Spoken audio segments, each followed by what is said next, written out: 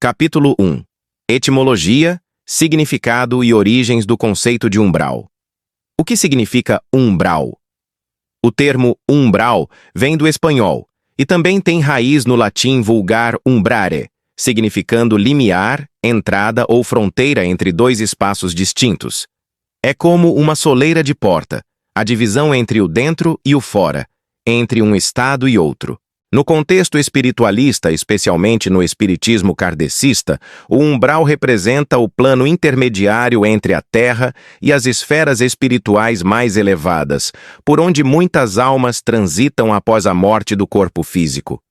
É um espaço de expiação, reflexão, sofrimento ou aprendizado, dependendo da vibração de cada espírito. O umbral não é o inferno, diferentemente de concepções religiosas tradicionais, como o inferno cristão ou o Hades greco-romano. O umbral não é um lugar de castigo eterno. Ele é transitório, embora o tempo de permanência nele possa parecer longo, dependendo da evolução moral do espírito. No espiritismo, Deus é infinitamente justo e misericordioso, portanto, nenhum espírito está condenado para sempre. O umbral é consequência daquilo que o espírito ainda carrega em si mesmo, e é por isso que se diz que o umbral é um reflexo da consciência. Surgimento do conceito no espiritismo.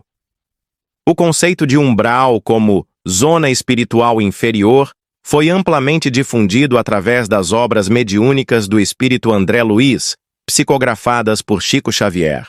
A primeira e mais famosa é Nosso Lar, 1944, onde o autor narra sua trajetória espiritual após a morte, passando por uma longa e dolorosa permanência no umbral antes de ser resgatado.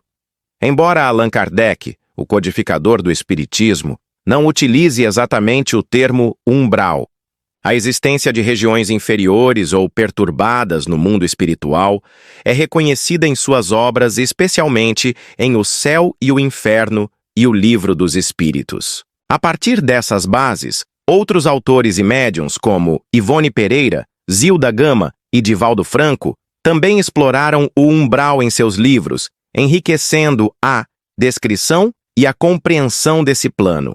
Comparações com outras tradições espirituais. É importante perceber que o conceito de umbral não é exclusivo do espiritismo, embora tenha uma forma particular dentro dele.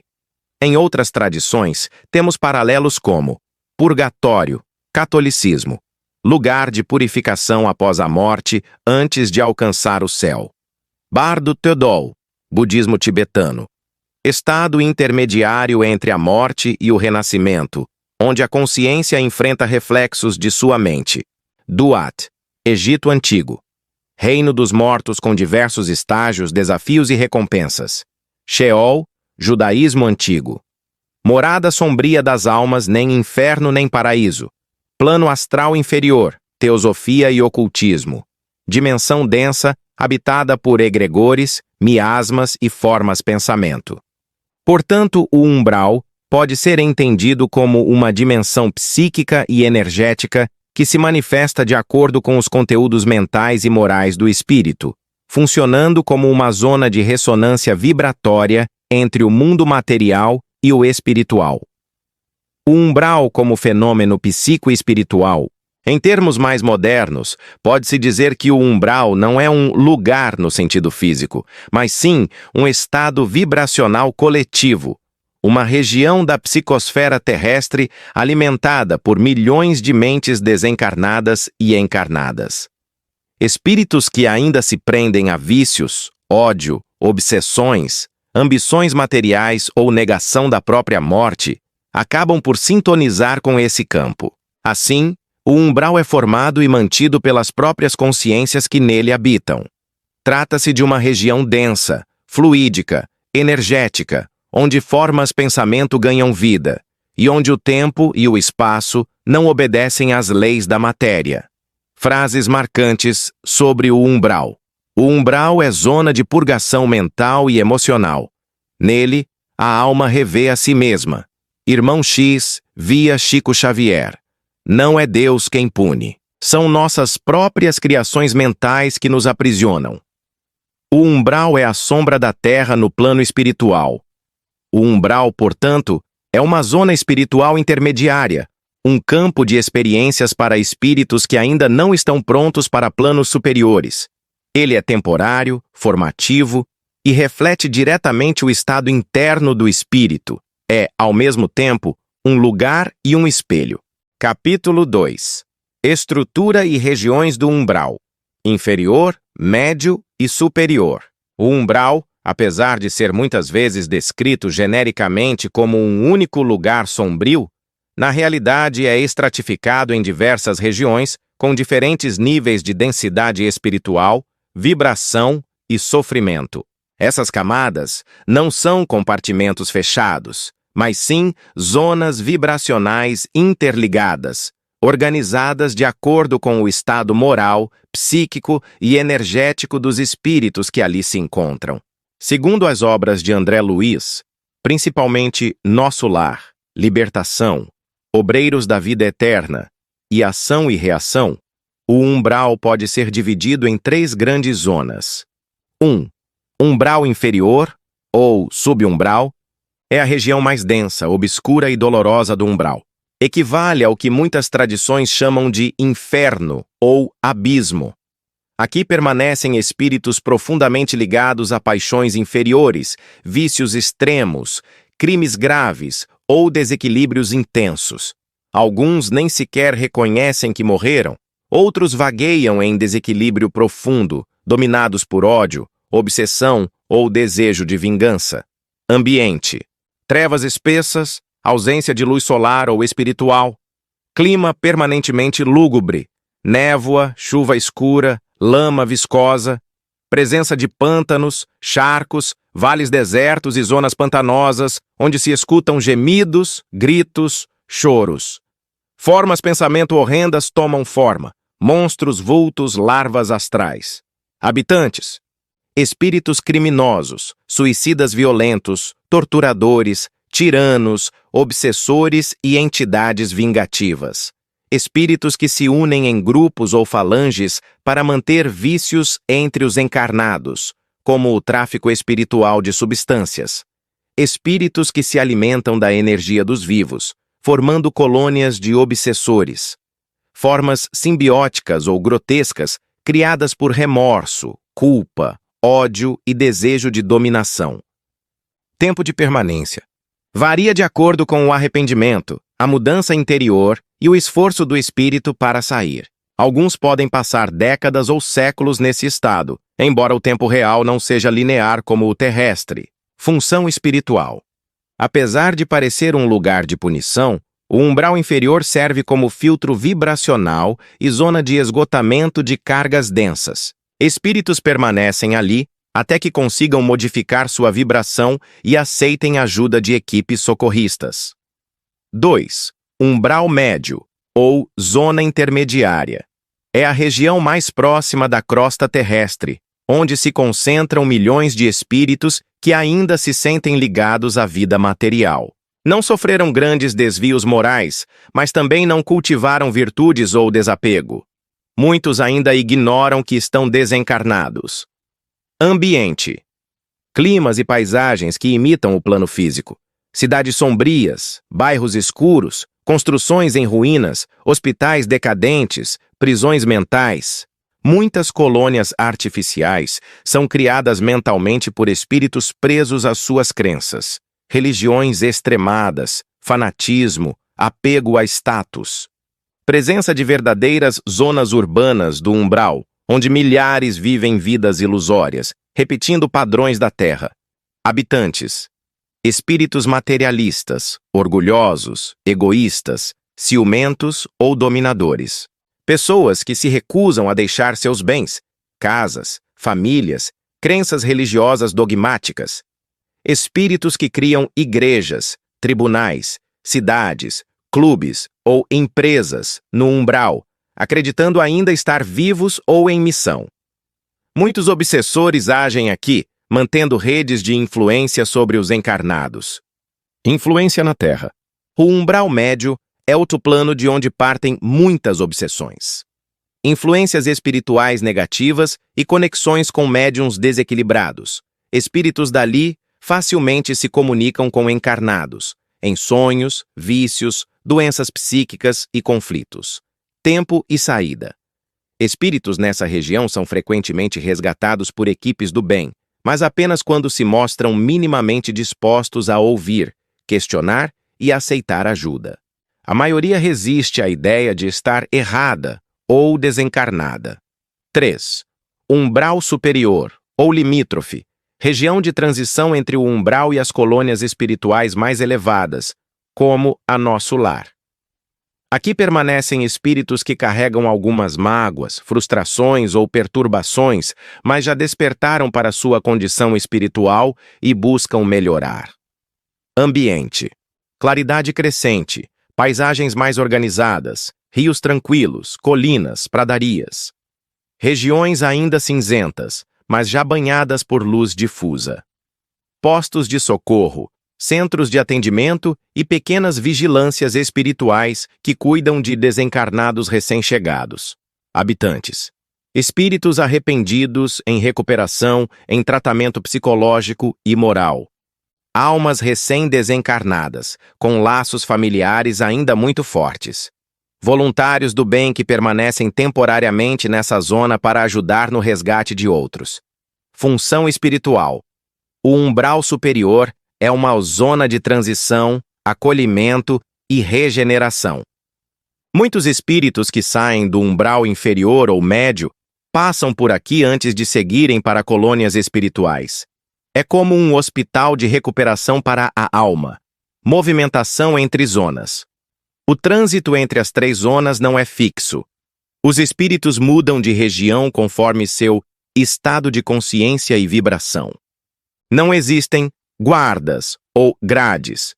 O que prende o espírito ao umbral é sua própria mente, culpa, orgulho, vício ou apego. Equipes socorristas, como as lideradas por Clarencio, Aniceto, Jerônimo, Gúbio e André Luiz, atuam constantemente nesses planos, buscando almas em sofrimento, tentando despertá-las e levá-las para tratamento. Cidades do umbral.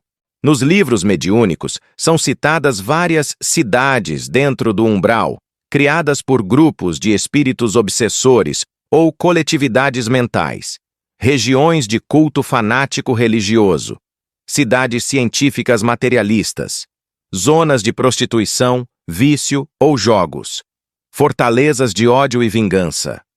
Todas são formas pensamento coletivas, materializadas pelo fluido cósmico universal, moldado pela mente de seus habitantes. O umbral é uma realidade vasta, dinâmica e complexa, muito além da visão simplista de céu e inferno.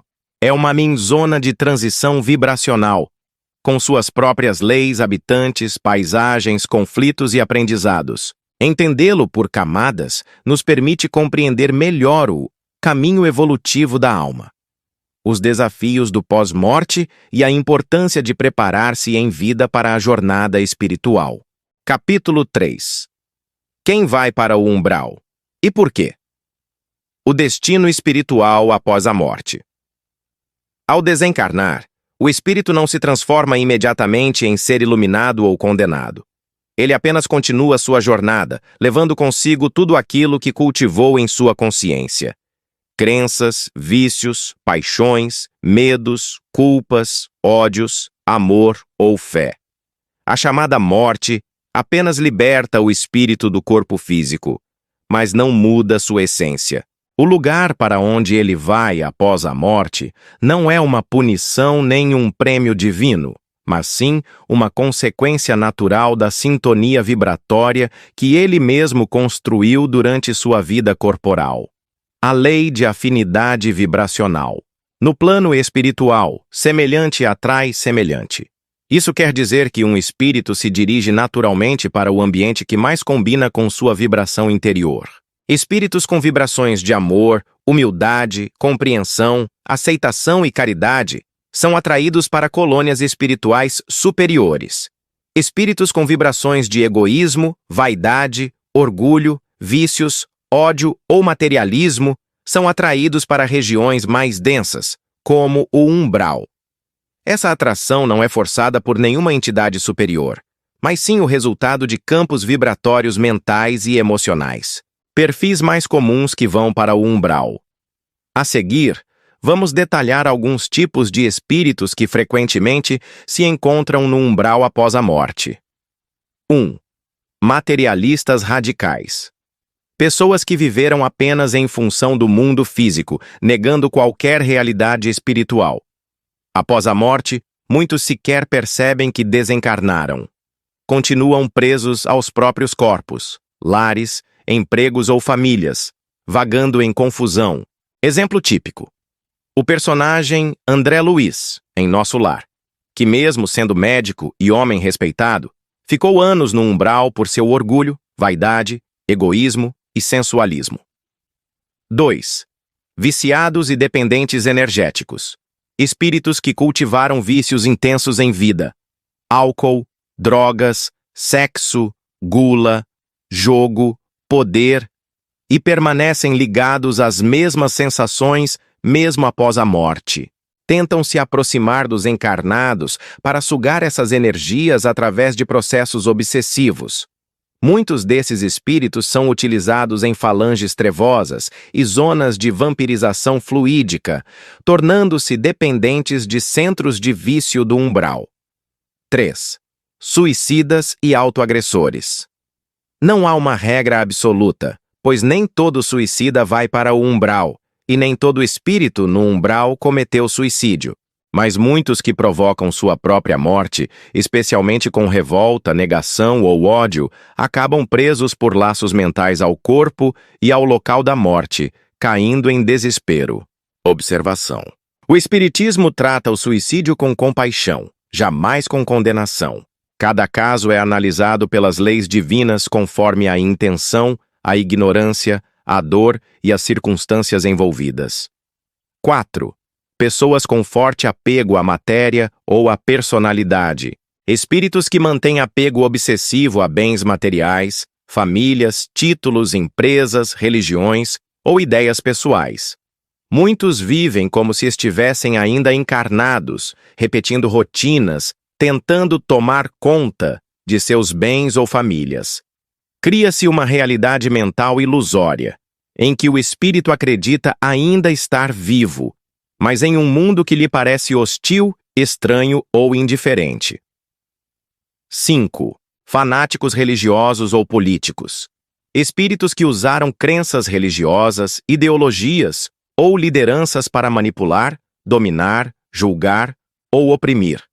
Após a morte, muitos constroem igrejas ou tribunais no umbral, onde continuam pregando ou julgando outros espíritos, recusando-se a reconhecer seus erros. Muitos ficam séculos presos em seitas espirituais, zonas de sofrimento ou até mesmo em construções mentais coletivas. 6. Magos negros e manipuladores psíquicos. Espíritos que, em vida, praticaram magia com intenções egoístas, domínio, vingança ou obsessão. Após a morte, continuam atuando em regiões umbralinas, criando falanges, fortalezas, laboratórios e sistemas de dominação espiritual. Esses grupos são conhecidos como sociedades das sombras ou cúpulas trevosas e resistem à luz com astúcia, inteligência e profundo conhecimento das leis espirituais, porém ainda presos ao ego. 7. Pessoas comuns que viveram em egoísmo passivo. Talvez o grupo mais numeroso do umbral. Pessoas comuns que não fizeram mal a ninguém diretamente, mas também não fizeram bem a ninguém. Viveram em função de si mesmas, sem cultivar virtudes ou desapego.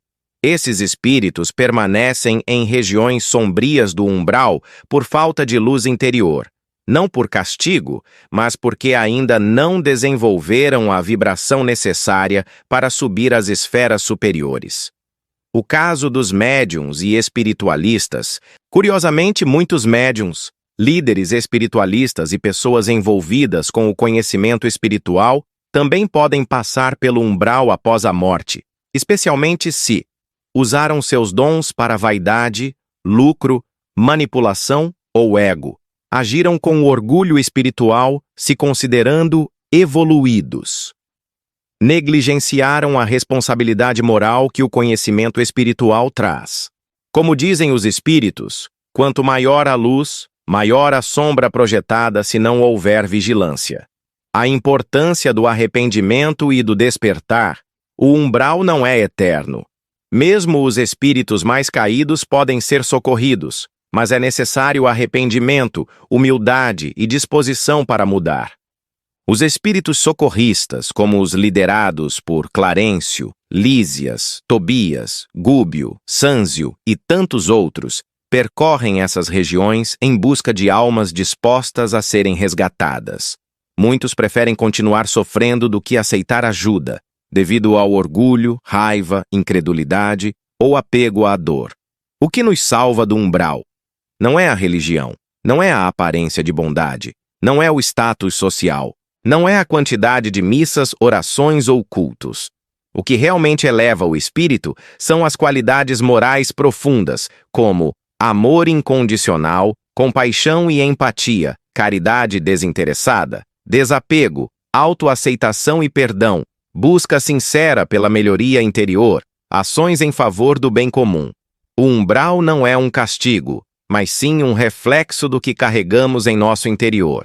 Muitos que ali permanecem não são maus no sentido tradicional, mas sim ignorantes, apegados, orgulhosos, carentes ou resistentes à transformação.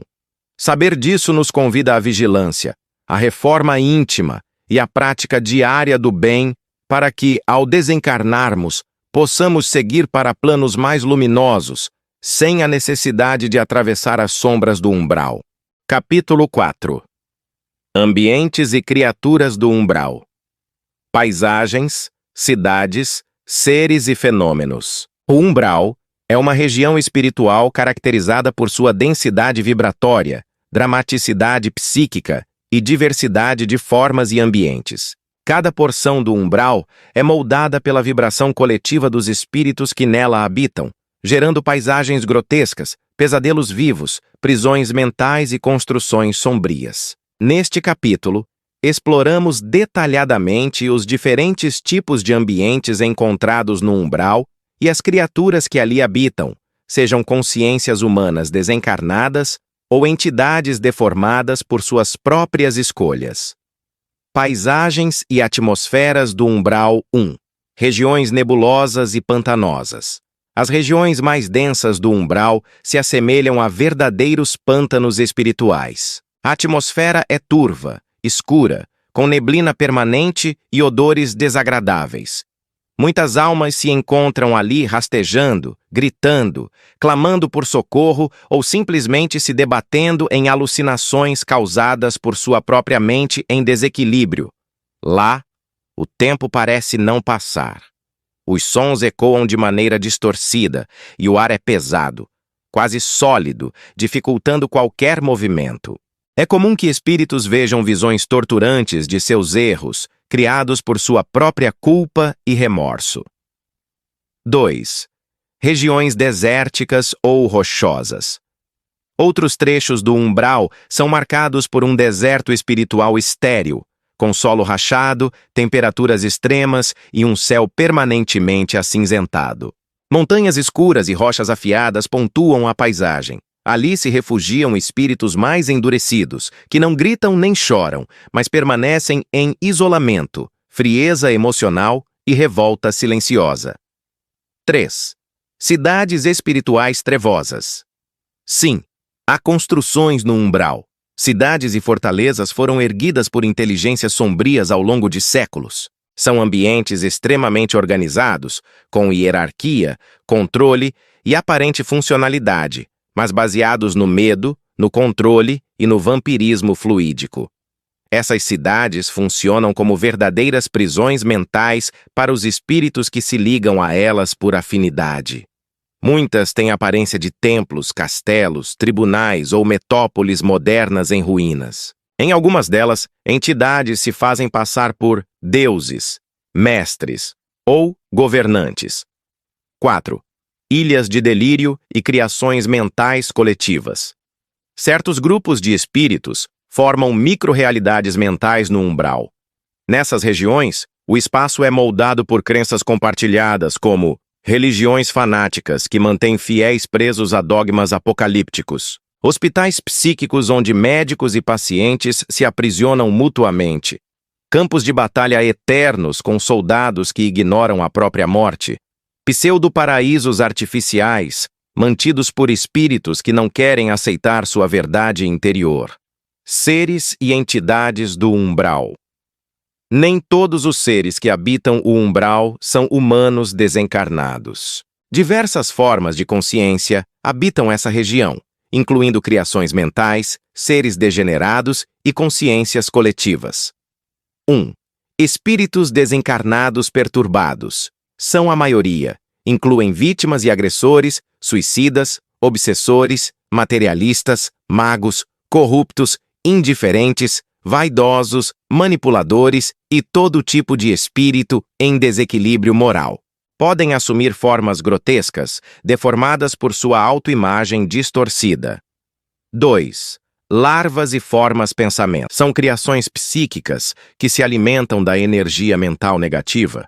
Podem se parecer com insetos, vermes, sombras ou criaturas simbólicas, ligando-se aos corpos astrais de espíritos ainda presos ao ego, ao medo ou à culpa.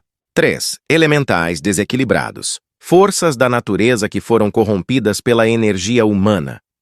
Podem agir de forma agressiva, confundindo-se com demônios ou criaturas caóticas. Alguns foram dominados por magos ou grupos sombrios. 4. Magos negros, lideranças trevosas e inteligências organizadas. Espíritos altamente inteligentes, com vasto conhecimento das leis espirituais, mas que optaram por usá-las para o controle, o vampirismo e a dominação. Muitos coordenam falanges, cidades, cultos ou zonas inteiras do umbral. Fenômenos espirituais no umbral. 1. Temporalidade distorcida. O tempo no umbral não é linear. 1 minuto pode parecer um século para um espírito em sofrimento intenso. O tempo se molda conforme o estado emocional da consciência. 2. Densidade fluídica. O ar é denso e difícil de transitar. O solo pode parecer líquido, pastoso, cortante ou instável. A gravidade flutua e muitos espíritos sentem-se pesados ou presos ao chão. 3. Ilusões mentais projetadas. Cada espírito pode estar preso a uma bolha mental, revivendo situações do passado, culpas ou fantasias. Às vezes, duas almas ocupam o mesmo espaço físico, mas não se veem, pois estão aprisionadas em realidades psíquicas distintas. O umbral é um mundo em si mesmo. Não é um simples lugar de sofrimento, mas uma região complexa, viva, moldada por milhões de consciências e suas criações mentais. Conhecê-lo é compreender não apenas o destino espiritual após a morte, mas o impacto profundo de nossos pensamentos, emoções e escolhas morais. Capítulo 5. A vida no umbral. Rotinas, interações e transformação dos espíritos. Enquanto muitos imaginam o umbral como um local apenas de dor e estagnação, a verdade é que ele também abriga rotinas, estruturas sociais e interações constantes entre seus habitantes. O sofrimento e a ilusão são predominantes, mas há movimento, e onde há movimento, há aprendizado possível. 1. O dia a dia no umbral. Diferente do mundo material, o tempo no umbral é psíquico. Os dias não seguem ciclos solares, mas oscilações mentais. Espíritos permanecem longos períodos repetindo padrões mentais. Alguns vagueiam sem rumo. Outros se aglomeram em grupos por afinidade vibratória. Muitos mantêm rotinas ilusórias. Acreditam estar vivos, trabalham em escritórios, comandam tropas, mantêm cultos religiosos ou fingem governar cidades. Outros vivem em constante fuga de algo que acreditam os perseguir. Para esses, a paisagem muda a todo instante, como num pesadelo mutável. 2. Interações entre espíritos. As interações são movidas por afinidade vibratória. Espíritos culpados atraem obsessores. Vingativos se agrupam por ódio comum. Magos trevosos organizam hierarquias com servos e fiéis. Mas também há laços de afeto, mesmo que frágeis. Alguns tentam ajudar companheiros de dor, dividindo o que sabem ou oferecendo consolo. Os diálogos são muitas vezes telepáticos, emocionais. Palavras existem, mas sentimentos falam mais alto. Alguns locais permitem comunicação aberta. Outros estão imersos em delírio individual, onde cada espírito está só. 3. Trabalho e ocupações. Mesmo no umbral, muitos espíritos se ocupam de atividades. Entre elas, manutenção de construções mentais, participação em cultos e rituais obsessivos, execução de tarefas para líderes sombrios, vigilância sobre encarnados a quem desejam influenciar, perseguições espirituais organizadas, criação de formas pensamento e ilusões coletivas. Essas tarefas consomem energia psíquica e mantêm os espíritos presos ao ciclo vibratório do umbral. Alguns têm prazer nisso, outros se sentem aprisionados, mas não sabem como sair. 4. O despertar e a transformação. Em meio ao caos, há também possibilidades de despertar. Sofrimento, tédio, saudade de entes queridos, lembranças de preces, tudo pode ativar o desejo de mudança. Esse despertar é doloroso. Romper com as ilusões do umbral exige coragem. Muitos precisam de várias experiências frustradas até implorarem por auxílio. É quando equipes espirituais mais elevadas, como os trabalhadores de colônias como o Nosso Lar, conseguem se aproximar. Esses resgates são difíceis. Envolvem planejamento, energia, empatia e paciência. Nem todos aceitam ajuda. Mas quando aceitam, inicia-se um lento processo de reabilitação e educação espiritual. A vida no umbral é uma extensão da vida mental que a alma já cultivava em terra. O umbral não é castigo, mas consequência vibratória. É também um lugar de oportunidades, de se ver, se confrontar e um dia se libertar. A próxima etapa nos levará a compreender como funcionam os resgates espirituais, os socorristas e as missões de amparo. Se gostou do vídeo, se inscreva no canal e deixa aquela curtida para poder incentivar a trazer mais vídeos como este. Logo mais eu trago a continuação da vasta vida no umbral.